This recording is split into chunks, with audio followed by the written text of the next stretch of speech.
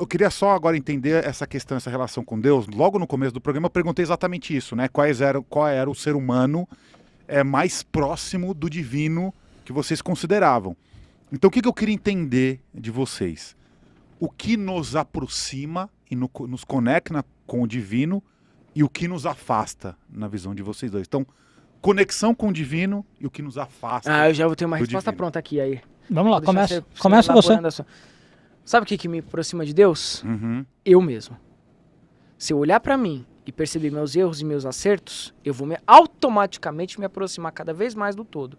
Agora, quando eu idealizo e eu projeto essa função para outra pessoa, então o meu pastor, ou então Jesus, porque Jesus fala, ninguém vai ao Pai senão através de mim. Isso dentro do judaísmo é uma heresia de um tamanho, porque ele fala a mesma coisa aqui, você precisa de um intercessor entre você e Deus, isso não existe. Você presta as contas diretamente com Adonai, diretamente com Hashem. Não tem intercessor. Nunca tem um intercessor na tua vida. Isso te afasta de Deus. Pode ser qualquer coisa, tá? Não é só Jesus, não. É qualquer outra religião que coloca entre você e Deus um avatar. Um intermediário. Um intermediário. Uhum. Um cara que vai levar você até ele e ele até você. Isso não existe. A sua conexão com a fonte é direta e é ilimitada e é 24 horas. Se eu quiser agora parar para me conectar com Deus ali naquele sofá, eu faço isso. Porque ele é o eterno, ele é o infinito, então ele está em tudo. Está em qualquer esquina, está em qualquer boate, está em qualquer museu, está em qualquer igreja, está em qualquer templo, está em qualquer lugar de fim de mundo. Então isso me aproxima de Deus, é ter essa consciência o máximo possível. Claro que eu no meio do trânsito não vou lembrar, né? Mas quando você pratica essa conexão, às vezes você está no meio do trânsito, você está lá naquele sufoco, mas parece que vem uma nuvenzinha ali assim, ó, e te conecta de novo com Deus. Aí você respira de novo. É uma prática. Se conectar com Deus, para mim, é uma prática. Agora, quando você coloca isso a cargo de um pastor, de um guru, de um messias, aí, meu amigão, aí tu vai estar a quilômetros de distância de Deus. Por isso que o cristianismo foi projetado pelos romanos para afastar as pessoas de Deus. Uhum. Para mim, a principal função do cristianismo na face da Terra hoje é essa. Entende? Pegaram uma narrativa de vários deuses ali da região, então, Mitra, Horus, Krishna, Atis. Pegaram um conglomerado, porque o Império Romano ele tinha 7 milhões de metros quadrados. Tu vai sair. 7 milhões de metros quadrados. Era a maior extensão do mundo, do Império. Eles conheceram várias culturas. Os judeus, na época, Guru, eles estavam muito revoltados. O Yair pode até falar mais sobre isso daqui a pouco. Mas já entrando nesse plot. Os judeus estavam muito revoltados por conta das guerras que começaram em 60 anos depois da Era Comum. A gente, historiador, fala Era Comum. 60 anos depois da Era Comum, veio a queda do Segundo Templo. E aí, eles ficaram hiper revoltosos. Não estava contendo mais essa rebelião judaica do primeiro século. Eles precisavam criar alguma coisa para apaziguar eles, porque não estava valendo a pena mais o esforço militar que estava tendo para o Tito Flávio, para o Vespasiano conter essa turma. Então eles pegaram, criaram um personagem arquetípico, tanto é que Jesus fala, dê a César o que é de César. Olha isso, eu sou um judeu, o cara invade a minha terra, e eu tenho que pagar tributo para ele, e vem um suposto Messias, falando, você tem que pagar o tributo de César, dê a César o que é de César, seja manso como o cordeiro. Não é engraçado que justo numa época de intensa rebeldia judaica do primeiro século, surge supostamente um Mashiach, um Messias dos judeus, que os romanos sabiam que os judeus estavam esperando, porque os judeus sempre esperaram pelo Mashiach. Olha que covardia que fizeram com os judeus. Sabiam que os judeus esperavam o Mashiach.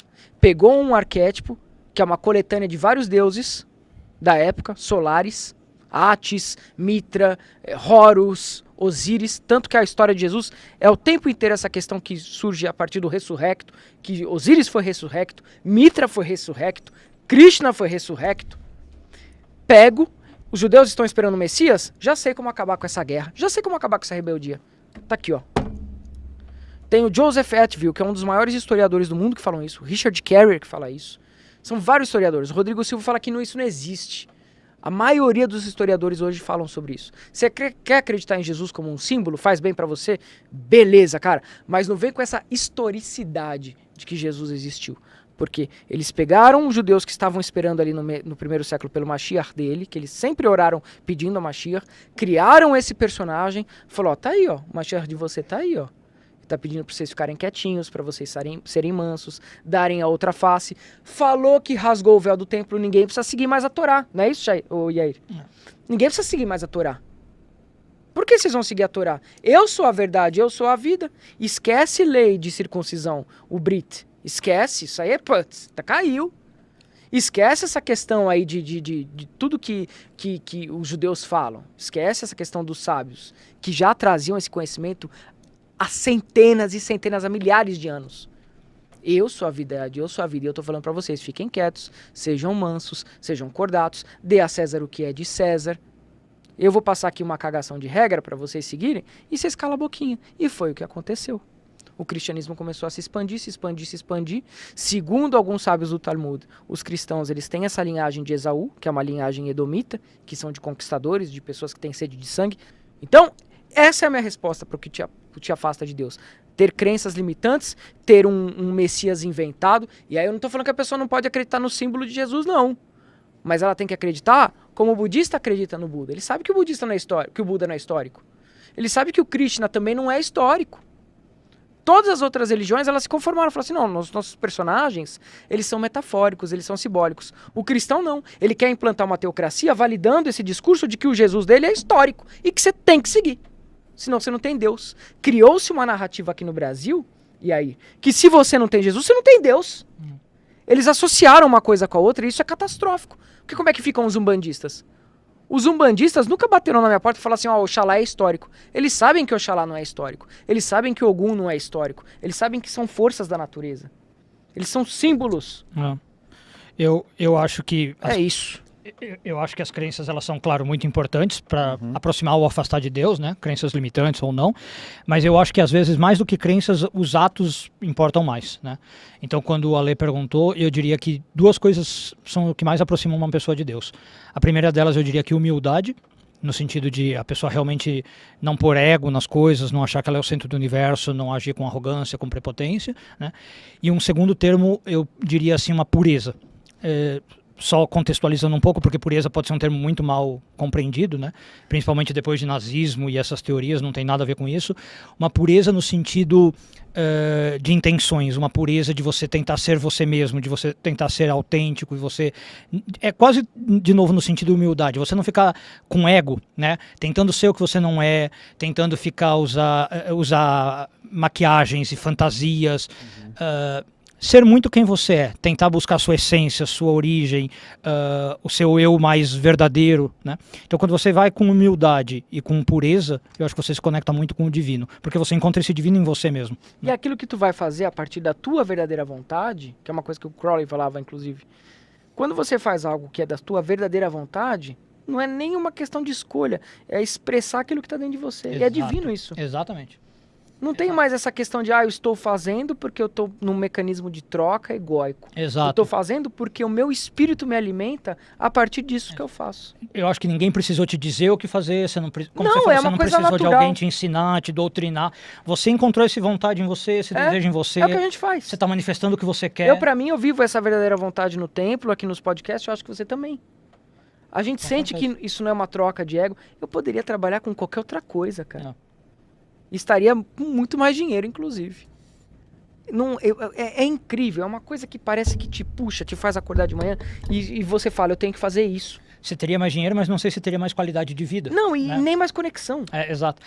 Daí que eu acho que, inclusive, uma segunda pergunta que você poderia fazer é: como é que eu sei se eu encontrei o divino, se eu estou conectado com o divino?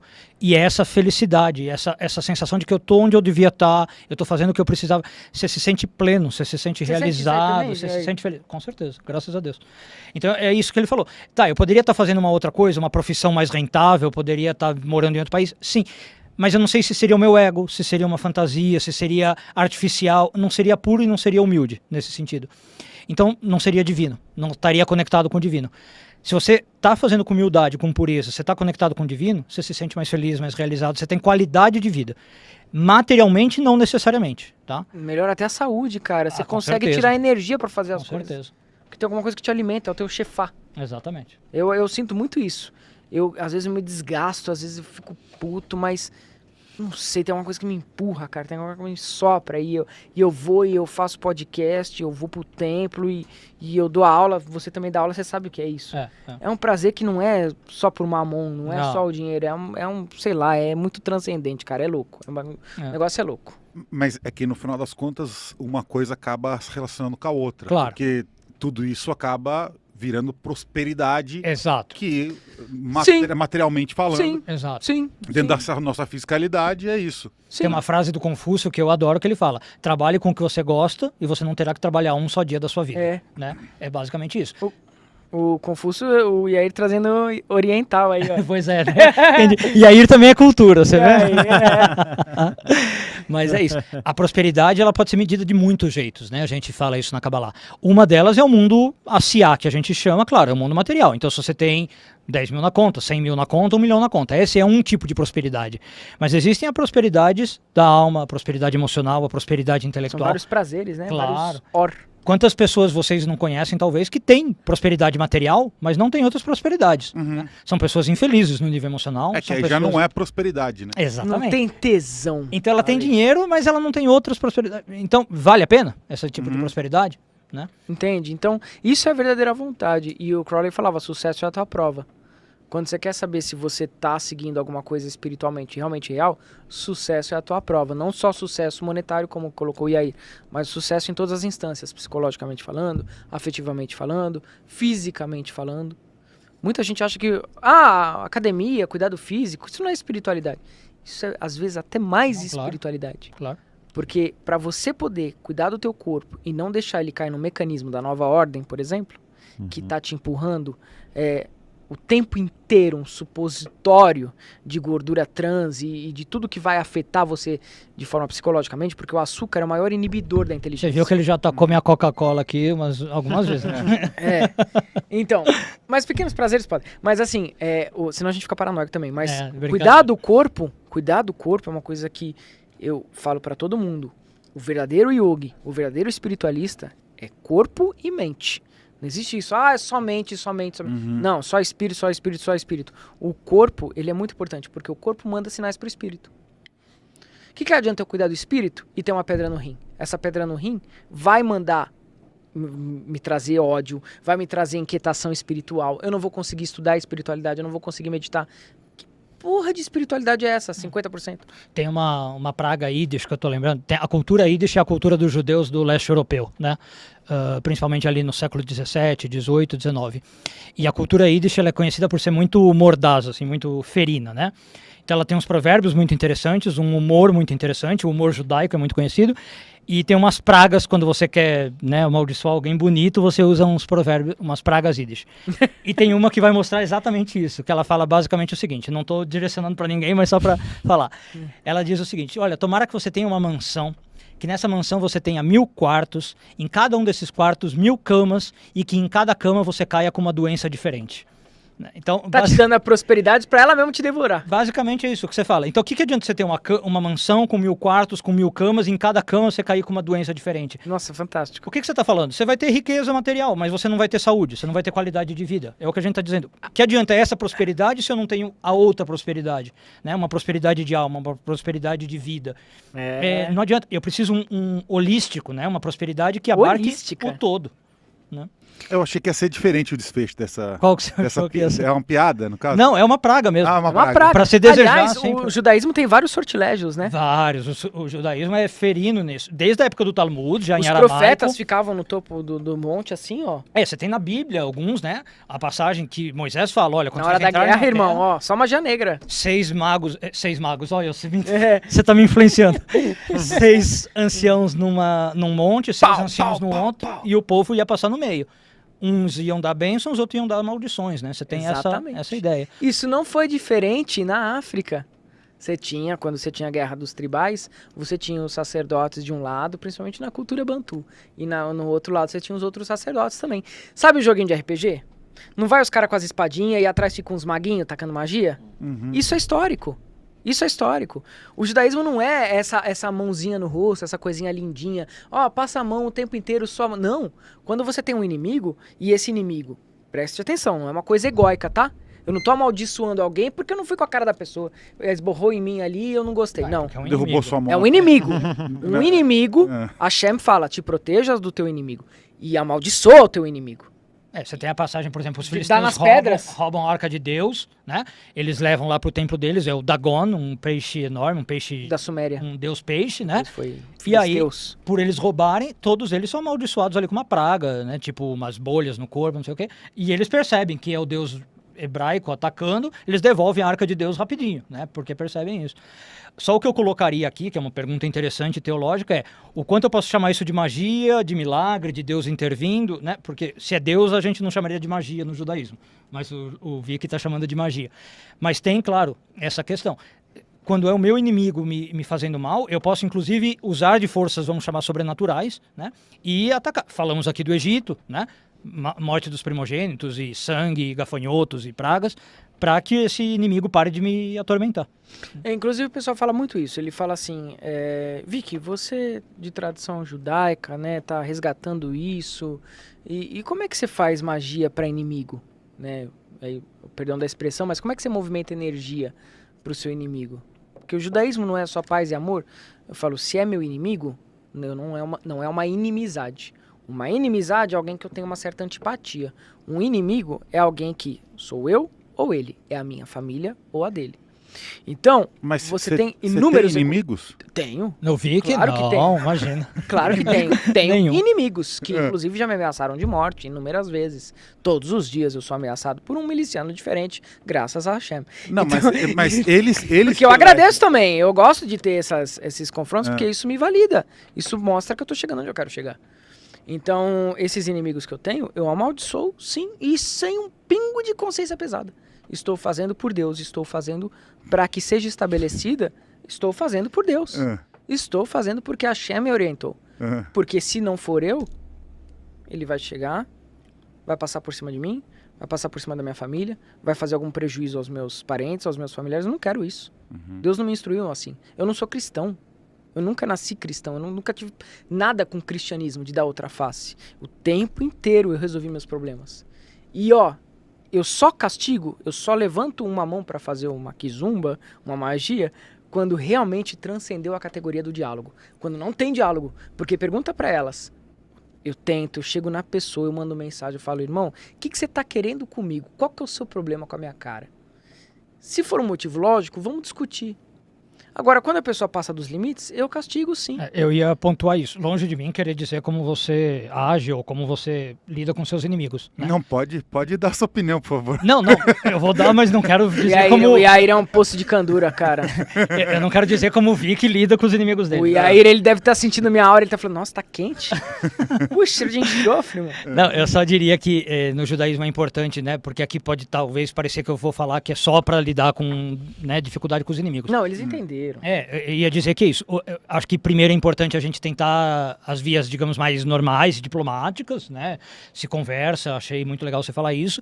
Vamos tentar resolver pelos jeitos mais tranquilos, mas é perceptível que, bom, não está dando por esses meios, vamos para outros se forem necessários, né? E aí se aplica, tem a famosa lei na Bíblia, olho por olho, dente por dente, chamada lei de Talião, né?